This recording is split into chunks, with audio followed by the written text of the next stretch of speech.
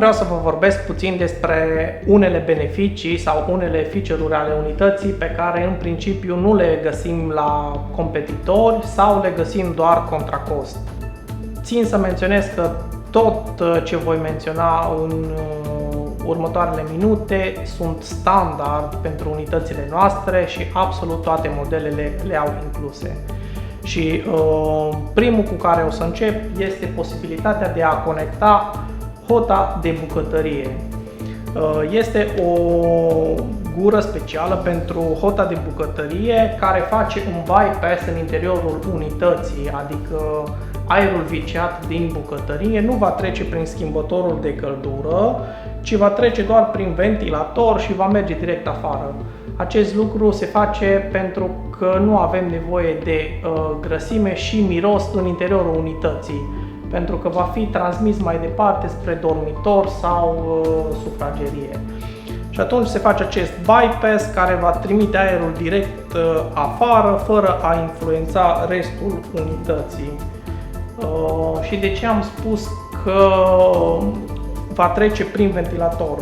Hotele de bucătărie pe care noi le producem nu au ventilator inclus în ele, adică consum de energie extra nu va mai fi față de o hotă convențională, pentru că acest ventilator suplinește și această parte. Și foarte important, și în această situație când hota de bucătărie este conectată, noi totuși vom avea o ventilație echilibrată în interiorul casei.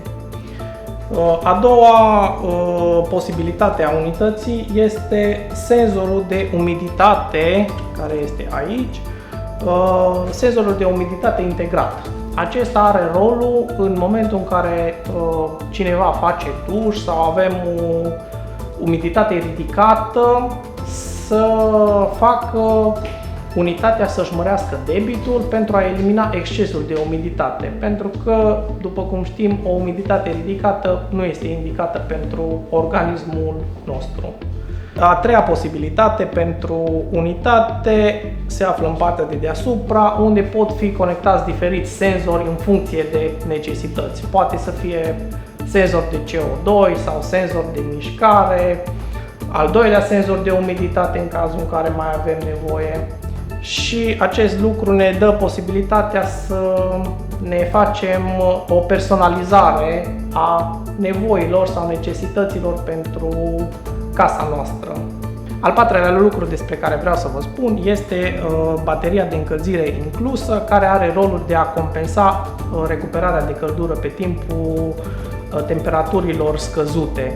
Acest lucru de obicei nu este integrat pentru că se consideră că la noi nu ar fi necesar pentru că nu avem ierni destul de severe sau nu în toate regiunile sunt la fel de severe. Noi am considerat că îl vom păstra, este o opțiune pe care clientul poate să o folosească sau poate să nu o folosească, este la alegerea lui, el fiind tot timpul aici.